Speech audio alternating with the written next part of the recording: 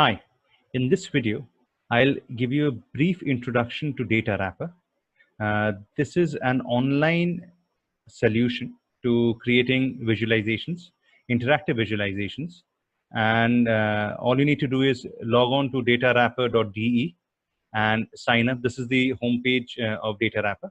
So you need to create a new account the first time, and then subsequently you can just log in and start using it. The reason I prefer Datawrapper over Microsoft Power BI is the simplicity with which it works. So what I normally do is whenever I'm working with data set, and if the data set can be made in Datawrapper, I prefer doing that. But there are obviously a lot of limitations in Datawrapper when compared to Microsoft Power BI, which allows you to do as much customization as you want. So if you can get it done over here in Datawrapper, you should prefer it as well, because it's easier to understand, it is intuitive, it has lesser things to correct. So I'll just quickly jump onto my Datawrapper account and just show you what is the capability of this. So there are three things that you can do with it. You can either create a chart. Chart is basically all the common ones that you can possibly think of: pie, donuts, bar, and many others, line graphs. And then you can create a map. This is one thing that I think is much better than Power BI, specifically because in Power BI it depends on Bing. So when you're trying to plot district-wise data or anything tricky, whether anything beyond the national level, there are issues. Over here, instead, it gives you a list of a lot of maps to choose from, and it has a comprehensive list of district level data in India, maps in India. And the third is that you can create a table. So these are the only three things that you can do. I'll just quickly show you each one of them. So this is basically a list of the visualization that I've done over here. The first I'll show is how to create a chart over here. So I'll just quickly jump onto one of the charts that I recently made. So this is how the interface looks like. So when you start off, this is the first tab where you can either copy paste it directly from Excel. So over here, if you look at it, it is basically profession, then the total number of suicides, and the percentage share. You can alternatively take Excel files or import directly from Google spreadsheets. Once you've copied the data set in, you click on check and describe. Over here, it basically tries to put it in a table format. And once it has been put into a table format, over here you have the option of clicking first row as a label or not. You can move on.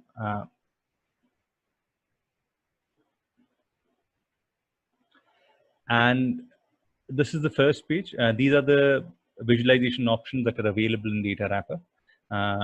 In this case, I've gone ahead with a donut chart. So if you look at it, this is interactive, and they've just picked up the percentage numbers over here, percentage share of the total suicides. Once you've identified the chart type, you come over here and you can refine it a little bit.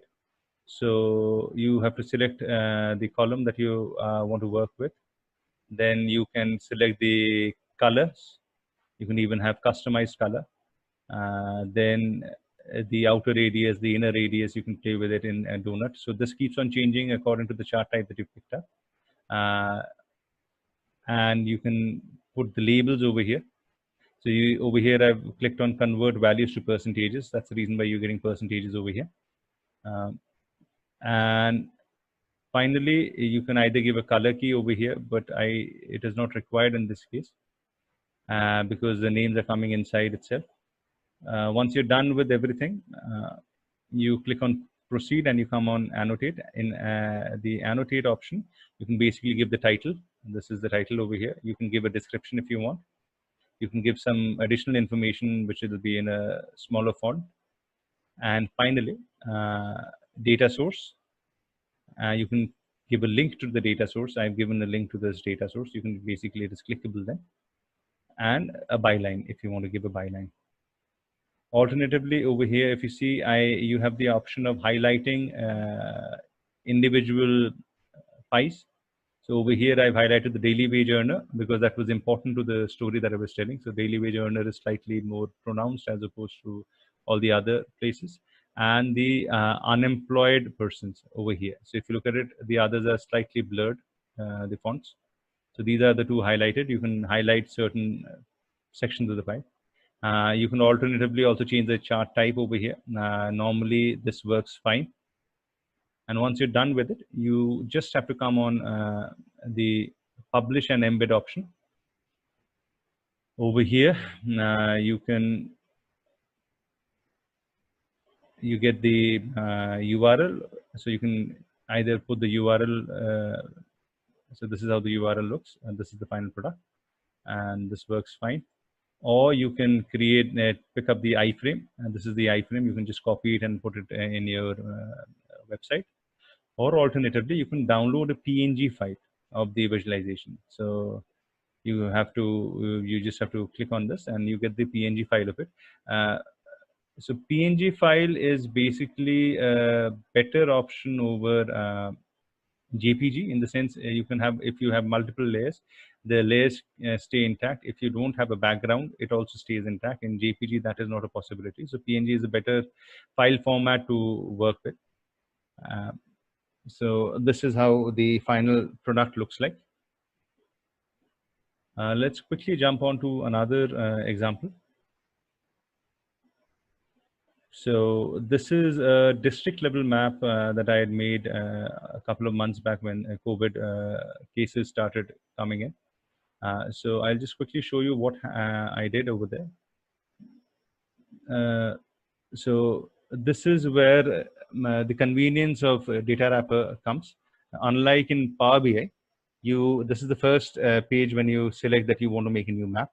So you can type in the map that you're looking for. So if you're looking for Africa, you have these are the options that you can choose from. You have an entire Africa map, you have a West Africa map, and certain others. When we come to India, you have a lot of options to choose from. In this case, I had used the district map. So even within the district map, you have a census 2011 map. You have districts in 2019, which has gone up. So in 2011, it was around 640 districts in India.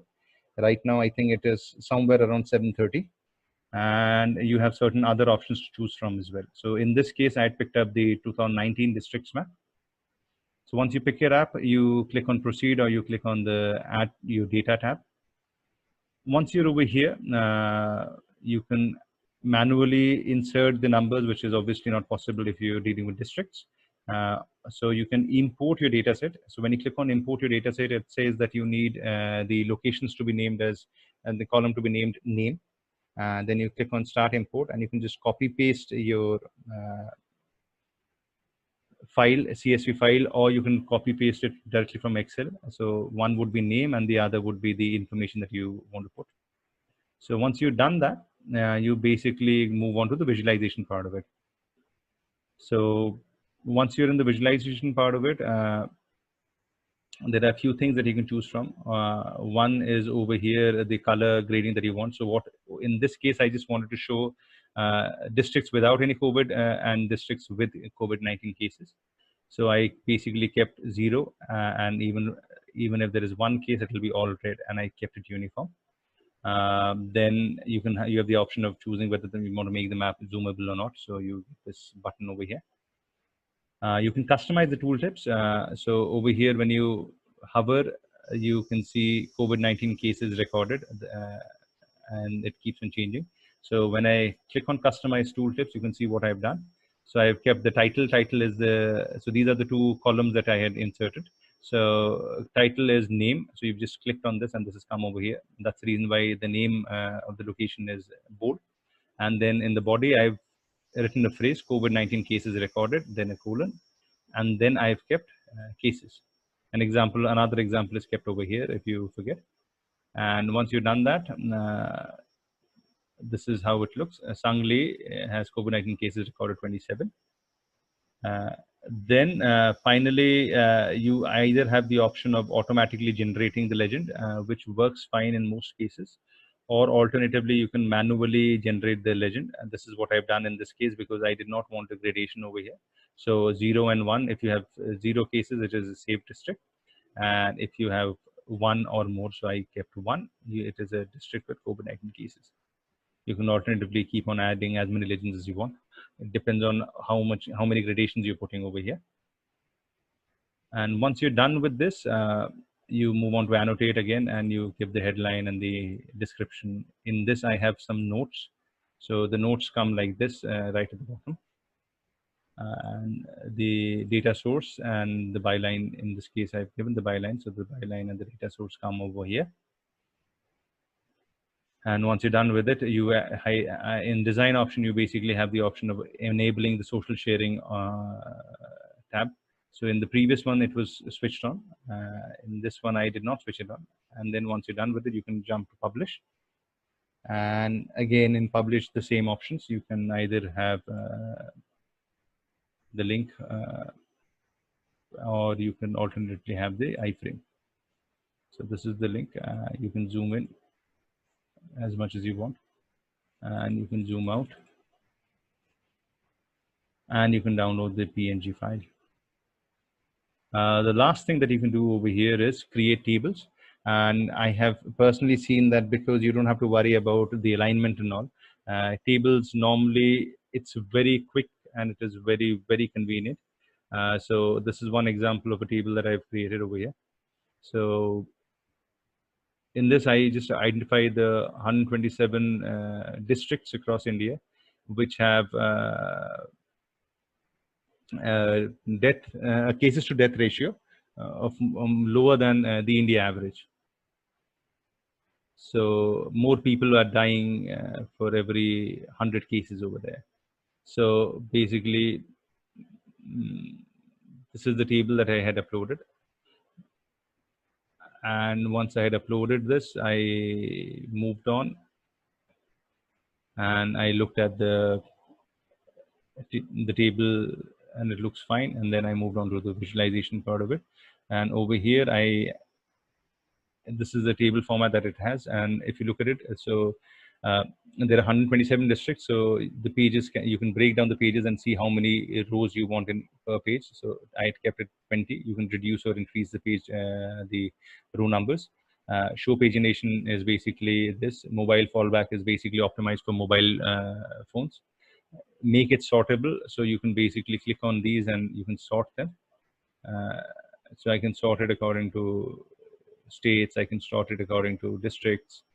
So make it searchable. You can search because there were a lot of districts over here. And stripe table is basically this.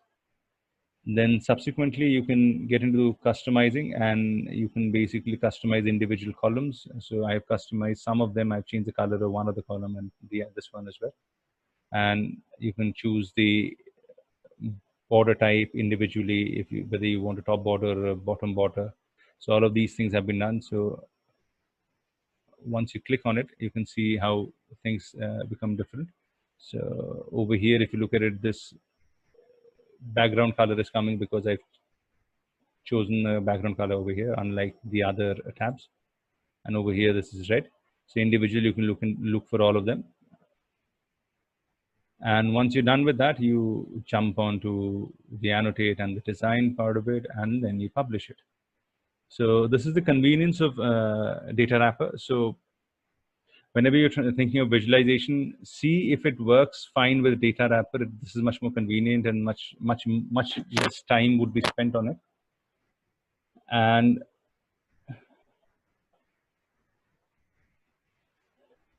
so this is the convenience of Datawrapper, and this is one of the primary reasons why I prefer this over Microsoft Power BI. However, if it is an elaborate story that you're doing, or if you are again trying to make a fact sheet or a flyer or something in which you need that base, then only Microsoft Power BI is the option, because over here you can have single visualization and effectively you can embed multiple individual visualizations on your website if it is part of a story. That is how I normally go about. So an individual story would have multiple visualizations embedded into it. Thank you.